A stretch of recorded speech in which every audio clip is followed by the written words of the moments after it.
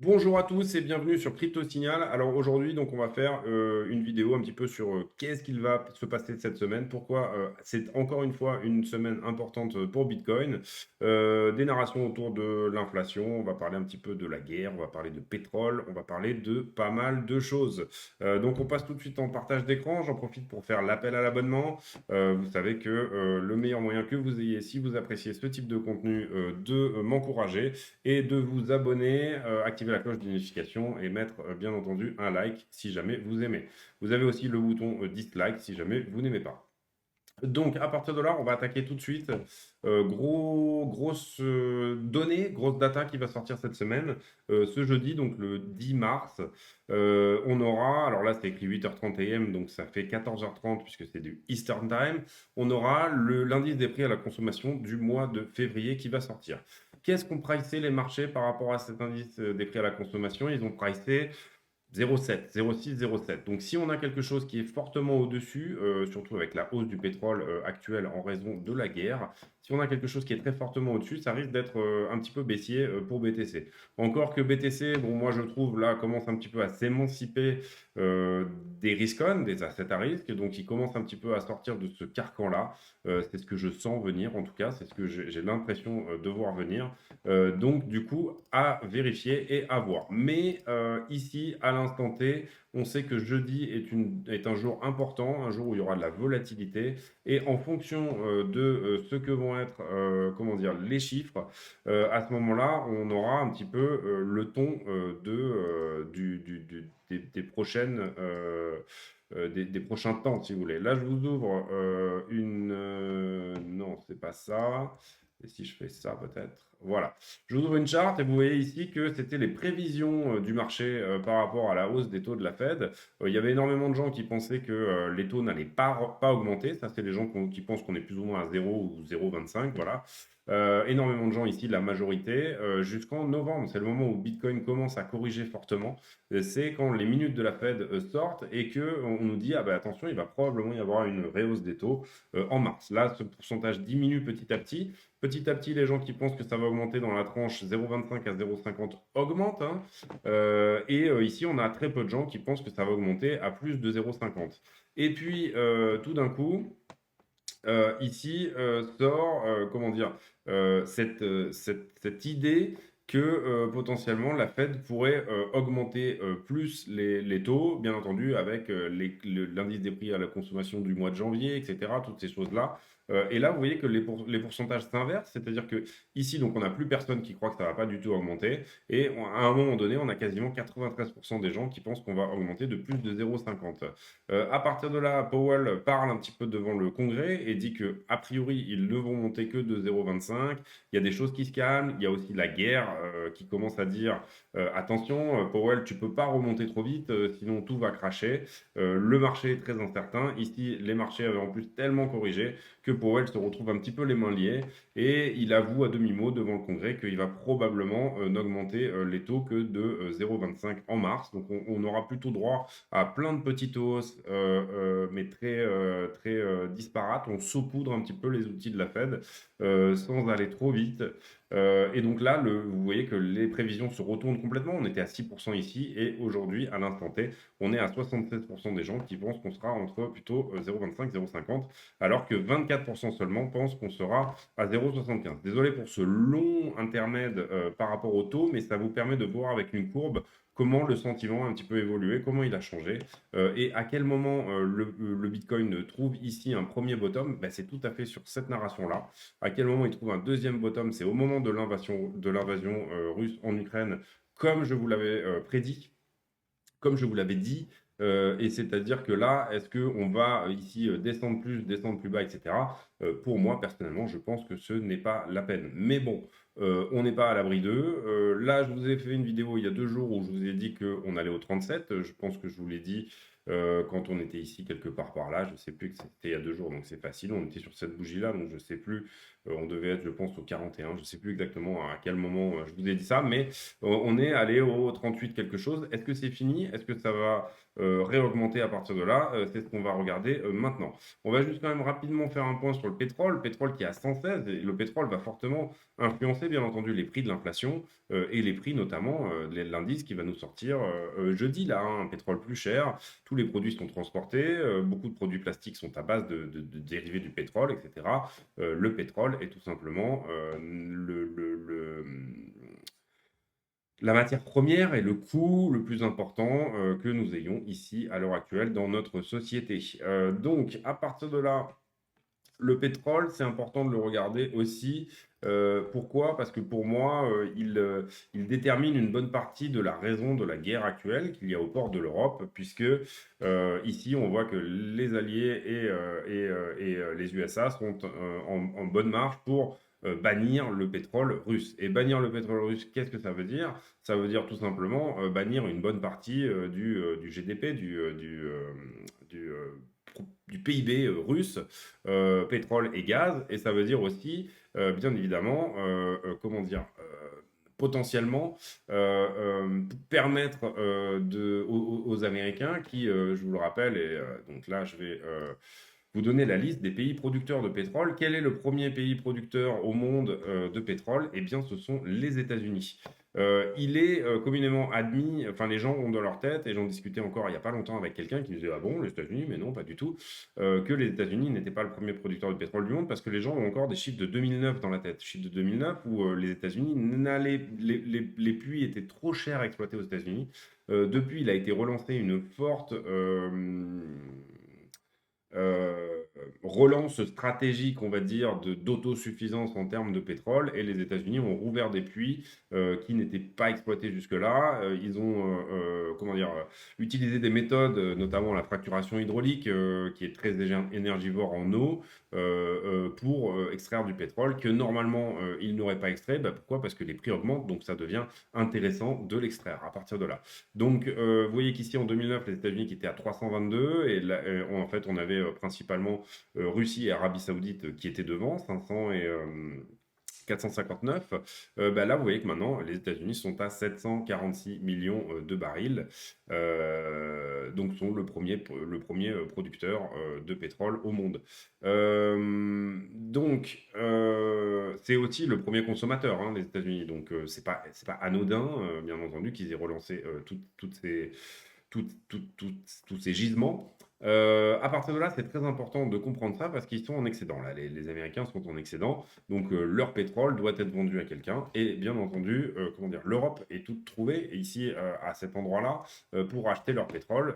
Mais il faut que ce pétrole soit suffisamment cher et il faut aussi que les pays limitrophes où le pétrole peut arriver éventuellement plus facilement soit évincé. Donc pour moi, on a là tout l'intérêt des États-Unis à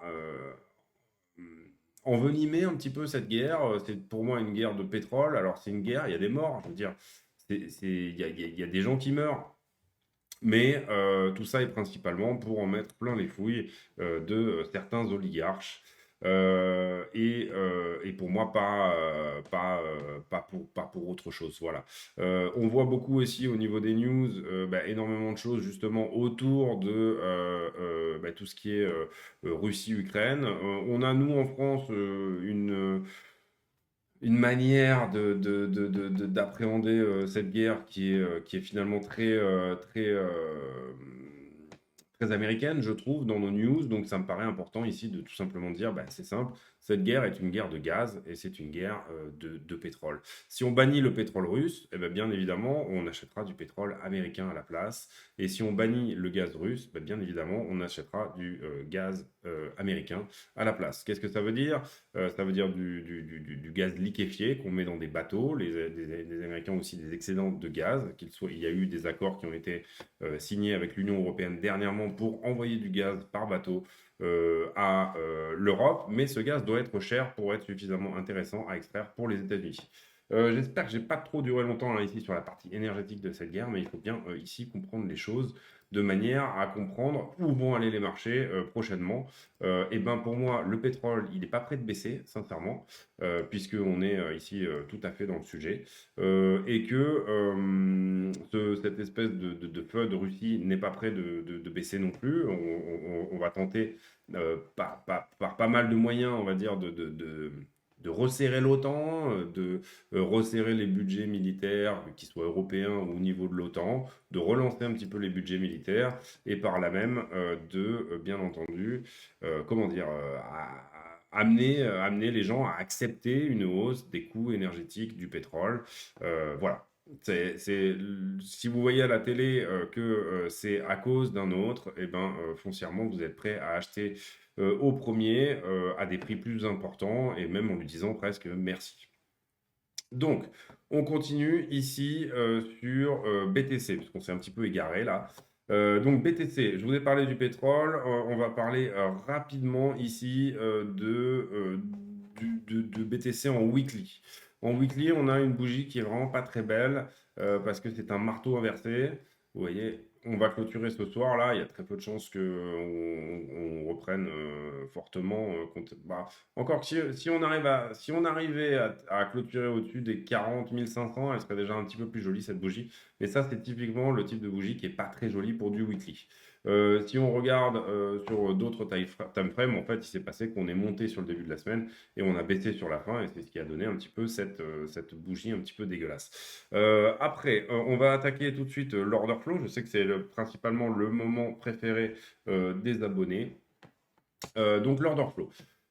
Alors, on se cale ici d'abord sur le carnet d'ordre. Le carnet d'ordre, pas grand-chose à voir, si ce n'est qu'on a des ordres d'achat qui apparaissent ici en dessous jusqu'au 35 et des ordres de vente qui apparaissent, allez, on va dire jusqu'au 41.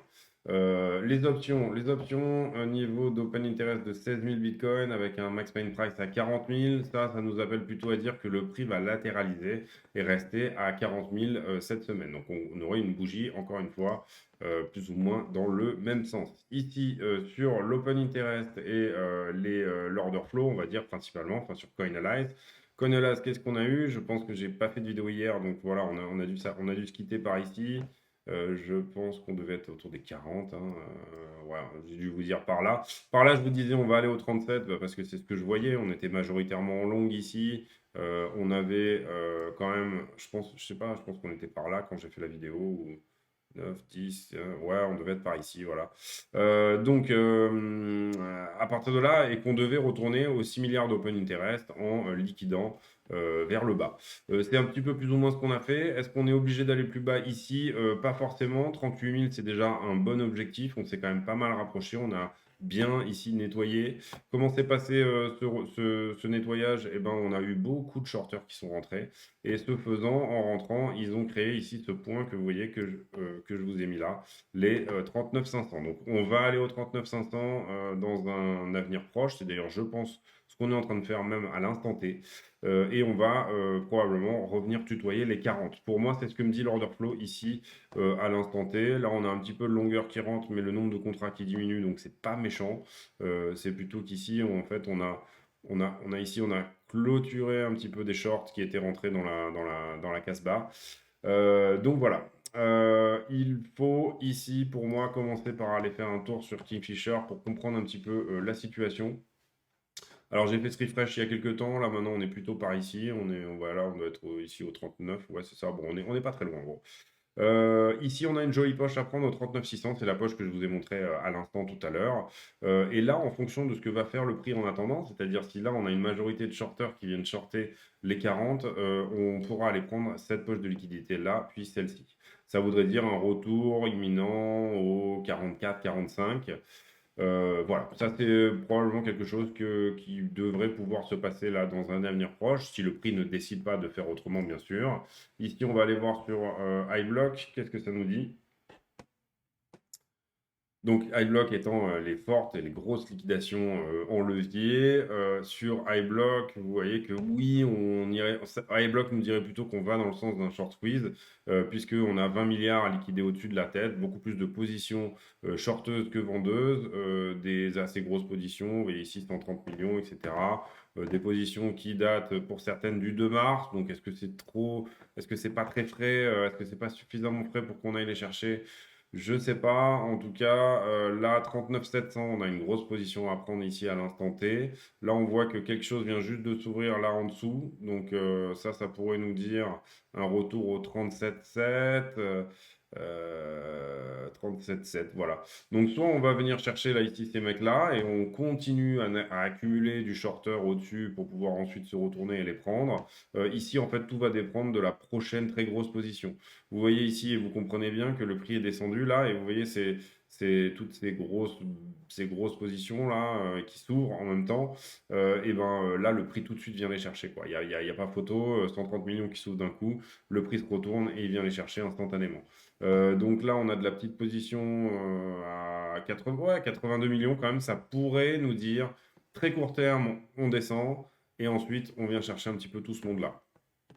Là, vous voyez qu'ici, on a un énorme niveau à prendre autour des 46. Ouais, c'est ça, 46. Bah là, non, ouais, c'est ça, 45, 46. C'est aussi la résistance qu'on voudrait passer, les 46, hein, en fait, concrètement. Si je reviens ici sur le prix, est-ce que j'ai d'autres choses à vous dire sur les news? Je crois pas. Non, c'est bon. Bon, bah, on va revenir ici sur le prix et on va conclure et donner, comment dire, une appréciation de ce qui pourrait se passer assez rapidement, avec peut-être une toute petite étude rapide aussi des indicateurs de momentum. Donc ici, sur le prix, pour moi, on pourrait ici descendre un petit peu plus, revenir éventuellement chercher peut-être les niveaux initiaux dont je vous avais parlé. Je crois que j'avais parlé de 37 200. 37 200, ça pourrait être le cas, sincèrement. On a quand même beaucoup de shorters là au-dessus, donc on pourrait aussi, en fait, on pourrait là à l'instant T, en termes d'order flow, plus ou moins aller dans les deux sens. On pourrait avoir fini cette correction-là et laisser gagner un petit peu les mecs qui sont en dessous. C'est possible.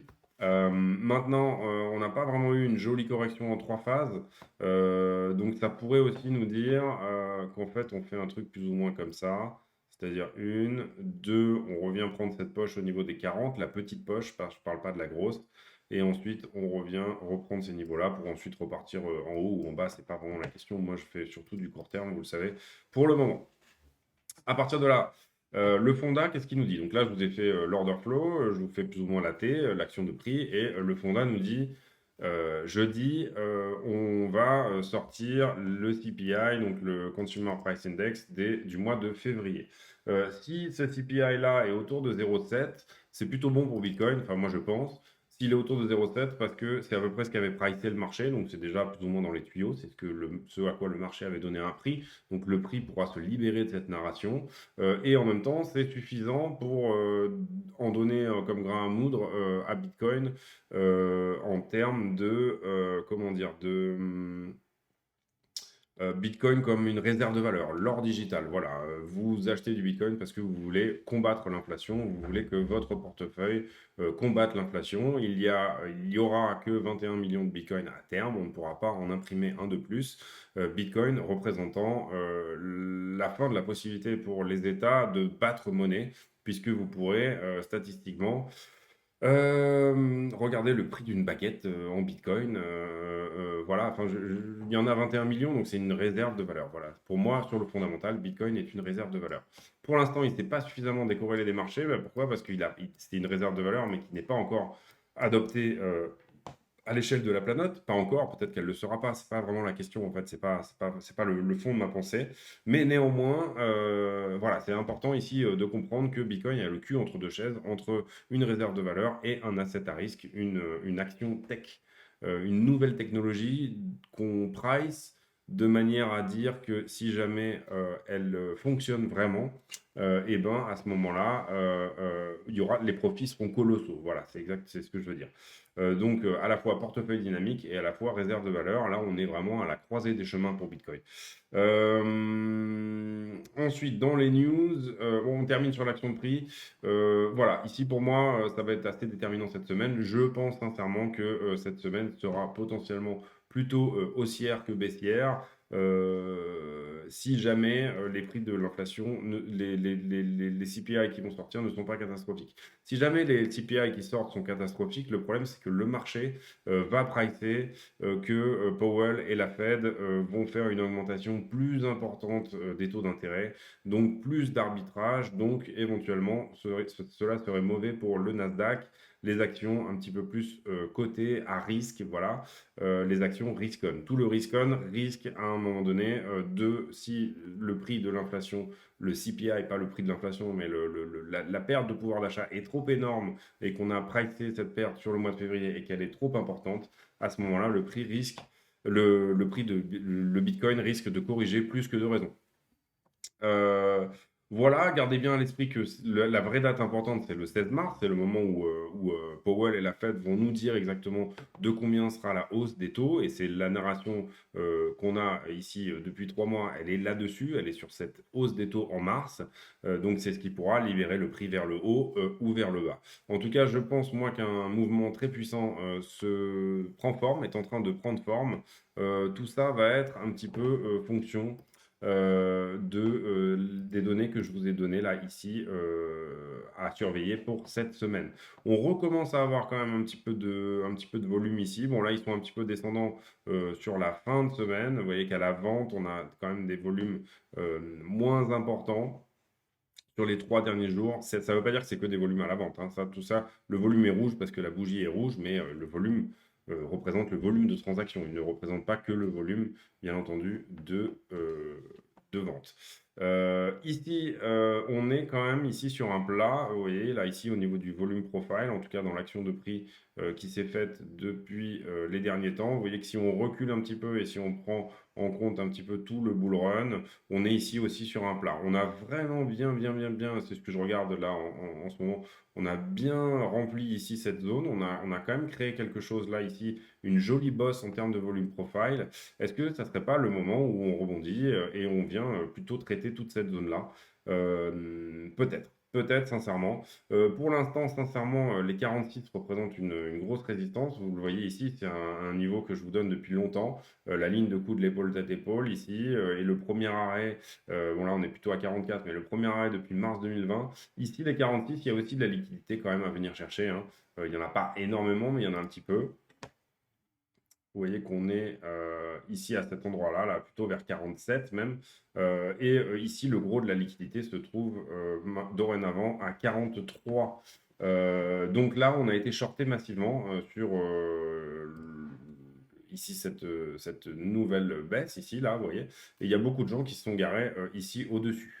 Donc, ce qu'on peut se dire, et ce qui serait vraiment pas mal en termes d'action de prix, c'est que si on venait ici, hein, je ne dis pas qu'on va le faire, mais si on venait ici à répéter les 41, par exemple les retester et remonter et revenir s'attaquer à cette zone des 44, il y a beaucoup de gens qui ont un faible niveau, on va dire, d'analyse technique, qui vont dire ah bah ça y est, on arrive sur le haut du range, donc moi je vais shorter. Donc ici, on va avoir les shorters de range, les range traders qui vont rentrer et qui vont venir shorter le prix. À partir de là, qu'est-ce que devrait faire le prix dans une zone où il y a de la liquidité et qui en plus est shorté? Et ben là, on va péter énorme et on va péter fort, fort, fort. Donc ça, c'est une possibilité. Voilà. Deuxième possibilité, le contexte macro est dégueulasse. Ici, en fait, on était sur une ABC en 3 phases. On revient chercher ici plutôt un niveau voilà, autour des 36. Parce que tout le monde essaye de longuer cette histoire à l'inverse, alors que d'attraper un couteau qui tombe. Donc, du coup, bah, on descend encore plus et on revient faire un troisième test ici, par exemple, de la running. C'est une autre possibilité aussi. Je vous donne souvent une action de prix. Comment dire, dans mes analyses, je vous donne souvent une action de prix. Là, c'était la manière de rétablir un petit peu la raison. Pour moi, je suis tout à fait haussier sur Bitcoin sur cette semaine. Voilà, en fonction de ce que vont nous dire, bien entendu, à l'instant T, et la demande au spot, et les liquidations et les shorters, longueurs en levier. À partir de là, je pense qu'on a pas mal fait le tour de la question. Si jamais vous avez aimé cette vidéo, n'hésitez pas à venir vous abonner, à venir sur le Discord aussi. On a un Discord où il y a pas mal de monde qui discute un petit peu crypto. C'est très, très, très, très, très bien. Le Discord commence vraiment à prendre vie avec, voilà, il s'anime un petit peu tout seul et ça me fait énormément plaisir. Ensuite, si vous avez réussi à regarder là cette vidéo jusqu'à la fin, et elle n'est pas trop longue, en général le dimanche elles sont pas trop longues, mettez-moi en commentaire